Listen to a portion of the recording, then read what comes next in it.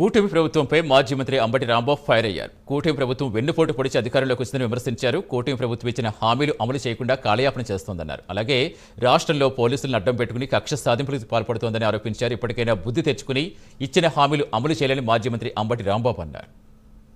మీ రాజ్యం ఇదే, మీ రాజ్యం పోలీసు రాజ్యం, దోపిడీ రాజ్యం. ఇది పరిస్థితి. ఏం రాజ్యం అయ్యేదంటే పోలీసు రాజ్యం. చంద్రబాబు రాజ్యం కాదు. మాచర్లోనే కాదు, ఇక్కడైనా ఆపేవాళ్ళు. అన్ని చోట్ల ఆపి ఇళ్లలోనే పెట్టి అసలు ఏం జరగలేదు, వెన్నుపోటు దినోత్సవానికి జనం రాలేదు అని సంతృప్తి పడాలని అనుకుంటామేమో. నీ చాప కిందగా నీరు వస్తుంది చంద్రబాబు, తెలుసుకో. తెలివిగలవుడివి కదా నువ్వు.